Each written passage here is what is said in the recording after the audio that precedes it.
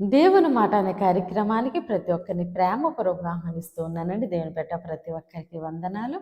ప్రతిరోజు మనం ప్రార్థిస్తూ ఉండగా ఎప్పుడు ఏ కార్యము చేయాలో ఆయన సమయం అది తప్పక ఆయన జరిగించబోతూ ఉన్నారండి. మీ యొక్క ప్రేయర్ రిక్వెస్ట్ ఏదైతే ఉందో అది కామెంట్ రూపంలో తెలియచేయండి. ఈరోజు దేవుడు మన కొరకు సిద్ధపరిచిన ఆయన శ్రేష్టమైన వాగ్దానం చూద్దామండి. యెషయా 25వ అధ్యాయము 8వ వచనము. మరి ఎన్నడను ఉండకుండా మరణమును ఆయన మృంగివేయును. ప్రభువైన యెహోవా ప్రతివాని ముఖము మీది బాష్ప బిందువులను తుడిచివేయును. భూమి మీద నుండి తన జనుల నిందను తీసివేయును. ఇలాగూ జరుగునని యెహోవా సెలవిచ్చున్నాడు. ఆమేన్. దేవుడి రోజు మనతో మాట్లాడుచున్న మంచి మాట, ప్రభు అయిన యెహోవా ప్రతివాని ముఖము మీది బాష్ప బిందువులను తుడిచివేయును. ఆమేన్. దేవుడు ఈరోజు నీతో నాతో మాట్లాడుతున్నారు. మనము ముఖం మీద ఉన్న బాష్ప బిందువులు కన్నీటిని ఆయన తుడిచివేస్తున్నానని మాట్లాడుతూ ఉన్నారు. కాబట్టి ఏ విషయంలో నువ్వు దుఃఖిస్తూ ఉన్నావో, ఏ విషయంలో వేదన పడుతూ ఉన్నావో దేవుడు అంటున్నారు, అమ్మ నేను నీ కన్నీరు చూచి ఉన్నానని.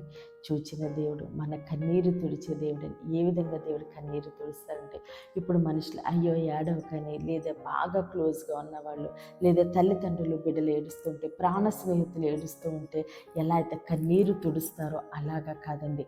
ఏ విషయంలో నువ్వు దుఃఖిస్తున్నావో, ఏ విషయంలో కన్నీరు కారుస్తున్నావో ఆ విషయంలో దేవుడు విడుదలిచ్చి, స్వస్థత ఇచ్చి, దీవించి, ఆశీర్వదించి, ఆయన కార్యము జరిగించి ఆయన కన్నీరు తుడుస్తూ ఉన్నారు.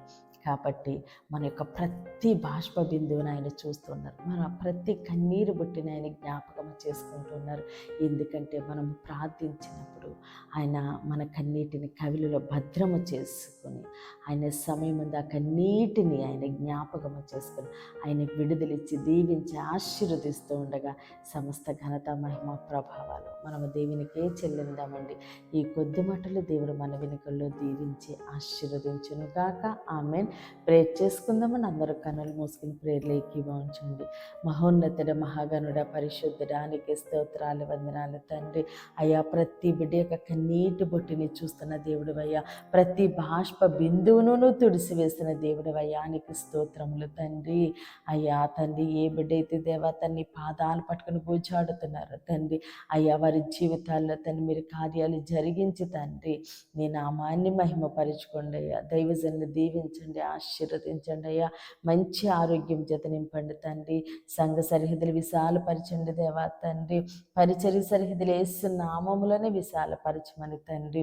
ఈరోజు పుట్టినరోజు, పెళ్లి రోజు జరుపుకుంటున్న ప్రతి ఒక్కరిని దీవించి ఆశీర్వదించి తండ్రి ఈ సంవత్సరాన్ని ఒక ఆశీర్వాదకరంగా ఉంచమని, అలానే తండ్రి యెరూషలేములో యేసు నామములోనే క్షేమము దయచేయమని, దేవుని మాట పరిచర్య కొరకు ప్రార్థిస్తున్న ప్రతి బిడ్డని పేరు పేరున దీవించి ఆశీర్వదించమని యేసుక్రీస్తు అతి పరిశుద్ధ నామమున బ్రతిమాలి వేడుకున్నాం మా తండ్రి. ఆమేన్. విడుదలిచ్చు మాట, స్వస్థపరచు మాట, దేవుని